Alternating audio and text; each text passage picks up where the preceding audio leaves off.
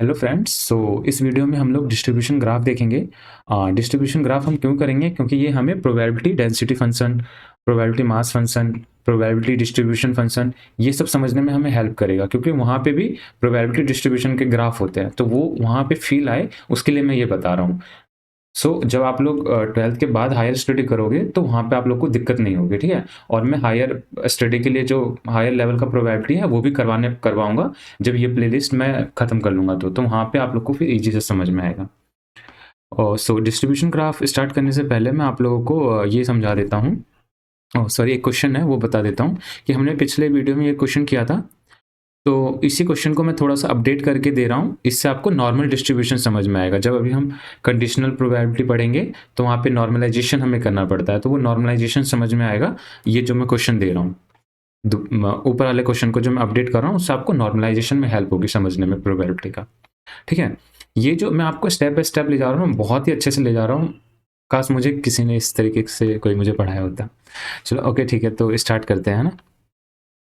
हाँ, तो ये जो पिछले वीडियो में हमने क्वेश्चन किया था, इस क्वेश्चन को मैं थोड़ा-सा अपडेट करके एक नया क्वेश्चन बना रहा हूँ और फिर इसे आप लोग सॉल्व करना। इसका सॉल्यूशन आपको डिस्क्रिप्शन में मिल जाएगा, ठीक है? एक लिंक होगा, वहाँ से डाउनलोड कर लेना। तो क्वेश्चन ये है कि अब ये जो P2 है, ये P2 नहीं रहा, ठीक है? ये P2 बंदा है, ठीक है? P2 बंदा है, लेकिन ये वाला जो ब्रेड था हमारा, इस ब्रेड का ये पार्ट है ही नहीं। इसको हम व्हाइट कर देते हैं, ये पार्ट बिल्कुल है ही नहीं, ये व्हाइट वाला पार्ट। ये जो व्हाइट मैंने सेट किया है, ये व्हाइट वाला पार्ट है ही नहीं ब्रेड में, ठीक है। और ना ही P2 है यहाँ पे। सिर्फ क्या है, यहाँ पे एक पहला सा गोला आएगा, ये पहला वाला है ना, ट्री का। और यहाँ पे सिर्फ ये दो पार्ट में बटेगा अब, ठीक है। पहले हम क्या कर रहे थे, इसको 3 पार्ट में हम बांट रहे थे। हमने पहले 3 लोगों को दिया था, ऐसा कुछ रख लिया था या फिर दे दिया, कुछ भी करो यहाँ पे, है ना। यहाँ पे P3 को दिया था। अब हम क्या कर रहे हैं, ना ही P2 है यहाँ पे, सिर्फ P1 है और यहाँ पे P3 है, या फिर मान लो P2 है, ठीक है। बट ये वाला नहीं है डब्बा। अब P2 जो पर्सन है उसको ये ब्लू वाला मिल रहा है, ठीक है। ये ब्लू कलर जो है, ये जो ब्लू कलर है, ये जो ब्लू कलर है ये जा रहा है इसके पास, ठीक है। ये वाला पोर्शन, ब्लू वाला एरिया।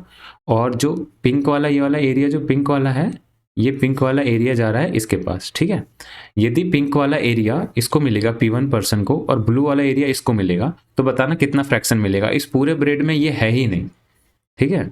ये व्हाइट वाला इस पूरे ब्रेड में नहीं है, ठीक है। ये व्हाइट वाला पोर्शन है ही नहीं, तो बताना है। मतलब इससे कोई मतलब ही नहीं है। इस एरिया से हमारे पास टोटल एरिया कितना है, ये ब्लू वाला एरिया और पिंक वाला एरिया। ब्लू वाला और पिंक वाले एरिया में से ब्लू वाला P2 पर्सन को मिल रहा है और पिंक वाला एरिया P1 को मिल रहा है, फिर बताना है, ठीक है। क्वेश्चन ये है, समझ में आ गया होगा। इसका आंसर मैं डिस्क्रिप्शन बॉक्स में दे दूंगा, वहाँ से लिंक से डाउनलोड करके देख लीजिएगा, ठीक है। स्टार्ट करते हैं डिस्ट्रीब्यूशन ग्राफ। डिस्ट्रीब्यूशन ग्राफ जो फ्रैक्शन के हेल्प से मैं बताने वाला हूँ, ये फ्रैक्शन वाला है डिस्ट्रीब्यूशन ग्राफ, ठीक है, प्रोबेबिलिटी वाला नहीं है। तो यहाँ पे बहुत ईजी है ये, ठीक है। तो ईजी कैसे है वो देख लेते हैं, एक एग्जांपल लेके समझते हैं। जैसे मान लो हमारे पास एक चॉकलेट है, ठीक है। यदि मैं ये कहता हूँ कि मैंने इस चॉकलेट को 5 लोगों में बराबर बराबर देना है, तो मैं कैसे दूंगा? यदि 5 लोगों में बराबर बराबर देना है तो इसको मैं क्या करूँगा, 5 बराबर टुकड़ों में काट लूँगा, है ना। 1 2 3 4 5, ये पांचों क्या है, बराबर है एरिया, ठीक है। इन पांचों को बराबर काट काट लूंगा और 5 लोगों को देना है, तो समझ लो मैंने 5 लोगों को दे दिया। P1 पर्सन को दे दिया, P2 पर्सन को दे दिया, P3 को दे दिया और P4 और P5 पर्सन को दे दिया, ठीक है। सबको कितना मिला, 1/5। इस चॉकलेट का 1/5 मिला, ठीक है। तो हम क्या कैसे इसको ग्राफ में दिखाना है बस। तो ग्राफ में दिखाने के लिए हम क्या करेंगे, इधर हम मान लेंगे y एक्सिस और इधर हम कह देंगे x एक्सिस। बट ये x एक्सिस रियल नंबर वाला एक्सिस नहीं है, बस x एक्सिस पे कौन होगा, हम पर्सन को यहाँ पे डिनोट करेंगे कि ये पर्सन P1 है, ये पर्सन P2 है, ये पर्सन P3 है, ये पर्सन P4, ये पर्सन P5। इस तरीके से हम बस यहाँ पे पर्सन को दिखा देंगे। और y पे जो होगा वो 0 से 1 के बीच में होगा वैल्यू, ठीक है। तो अब यहाँ पे P1 पर्सन को कितना मिला, 1/5। 1/5 मतलब 1 2 3 4 5, 1 2 3 4 5, हाँ 1 2 3 4 5 6। तो ये 1 यहाँ पे आ जाएगा, ठीक है। इस तरीके से ये क्या होता है, ऐसे इस तरीके से 0 से लेके 10 ऐसे कटे-कटे होंगे, है ना?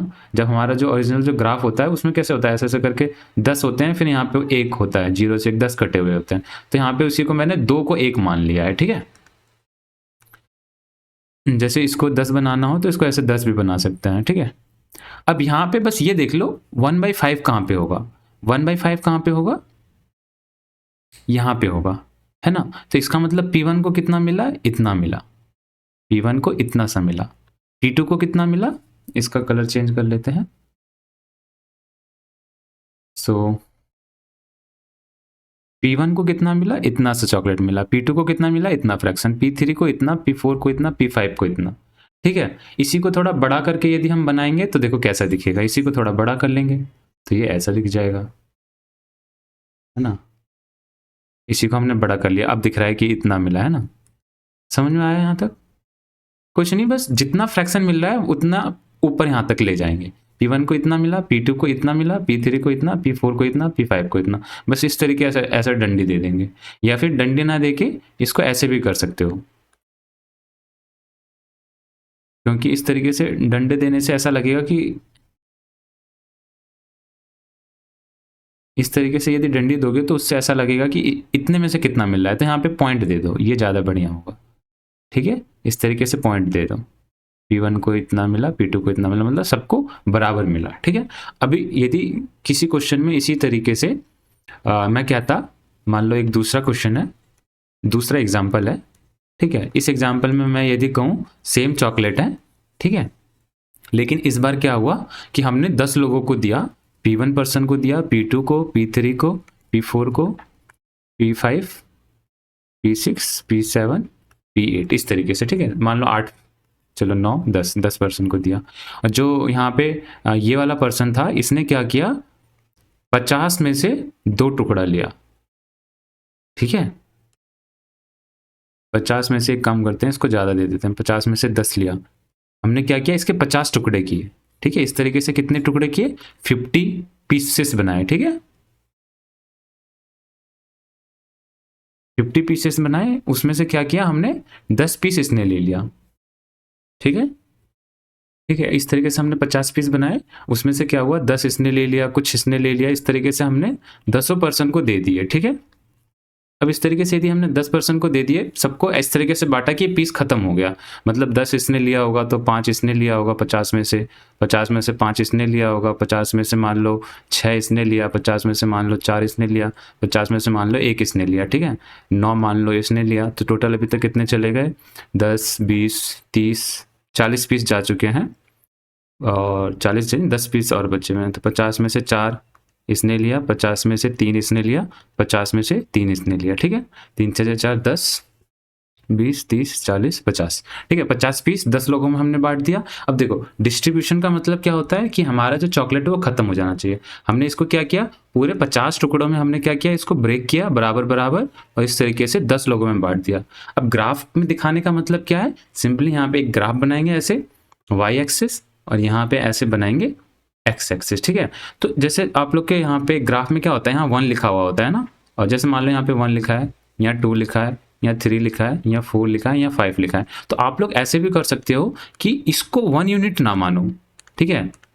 आप लोग ऐसा भी कर सकते हो कि इसको 1 यूनिट ना मान के, इसको 1 यूनिट ना मान के इन सबको यहाँ पे 1 लिख सकते हो, ठीक है। ऐसा आप लोग कर सकते हो। तो हम लोग क्या करेंगे, इसको 1 यूनिट मानेंगे, ठीक है, यहाँ पे 1 यूनिट है, ओके। और इसको नहीं मानेंगे, यहाँ पे 1 यूनिट है, और यहाँ पे एक्स एक्सिस पे क्या करेंगे, पर्सन को दिखा लेंगे, P1 को कहीं भी, P1 कहीं भी आ सकता है, P2 कहीं भी आ सकता है, यहाँ पे P5 आ सकता है, P4 आ सकता है, कहीं भी कुछ भी लिख सकते हैं, कोई इसमें वो नहीं है, ठीक है। P6, P7, P8, P9, P10, ठीक है, इस तरीके से लिख लेंगे। और सिंपली क्या करेंगे, ये जो यहाँ से लेके यहाँ तक 1 है, इसको 50 बराबर पार्टों में ब्रेक कर लेंगे, 50 ऐसे बराबर पीस में ब्रेक कर लेंगे, इससे कोई मतलब नहीं, ठीक है। ये जो हमने यहाँ पे 1 लिख दिया, अब ये 1 यूनिट है, ठीक है। क्योंकि क्लास 10th 11th में हो तो थोड़ा सा इसमें आप लोग को कन्फ्यूजन होता होगा, इसलिए मैं इस तरीके से बता रहा हूँ। वैसे जो 12th में पहुँच गए होंगे अभी, उन्हें उतना दिक्कत नहीं होगी, या फिर जो 12th के बाद यदि कोई देख रहा हो वीडियो तो उन्हें कोई दिक्कत नहीं है, लेकिन ये दिक्कत उन बच्चों को आएगी जो अभी क्लास 10th में या जस्ट क्लास 10th से 11th में आए हैं, है ना।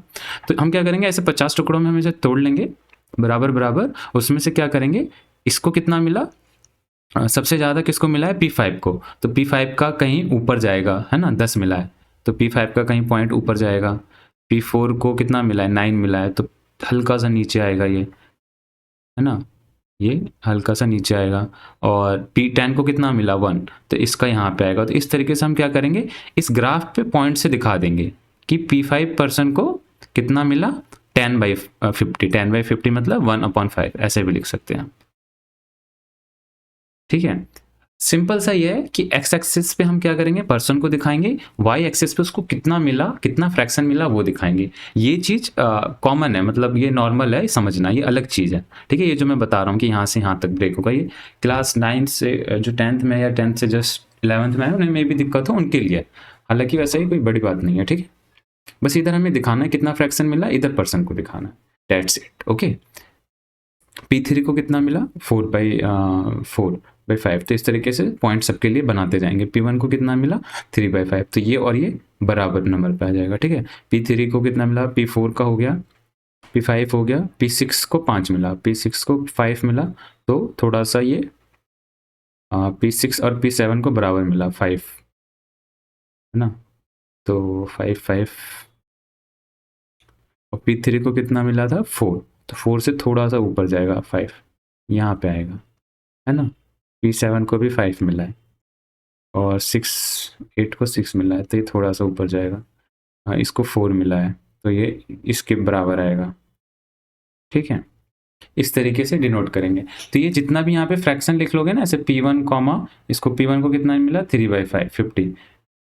तो ये इसको जब ऐड करोगे, जब इसको इन सबको ऐड करोगे तो क्या आएगा, 1। तो वैसे ही इसको ऐड करोगे तो 1 आएगा, ठीक है। मतलब ये जो पूरी हाइट है, ये वाला हाइट लोगे, ये हाइट प्लस ये हाइट प्लस ये हाइट प्लस ये हाइट प्लस ये वाला हाइट प्लस ये वाला हाइट प्लस ये वाला हाइट प्लस ये वाला हाइट प्लस ये वाला हाइट इक्वल टू क्या आएगा, 1, ठीक है। क्योंकि हाइट क्या बताता है, ये है, बस यही है इतना, ठीक है। प्रोबेबिलिटी में क्या होगा, इसके जगह पे क्या आ जाएगा, उसकी कितनी प्रोबेबिलिटी है, मतलब ये वाली इवेंट आने की कितनी प्रोबेबिलिटी है वो यहाँ पे लिखेंगे। अभी फ्रैक्शन लिख रहे हैं तो जब फ्रैक्शन समझ में आ गया तो वो समझ में आ गया, ठीक है।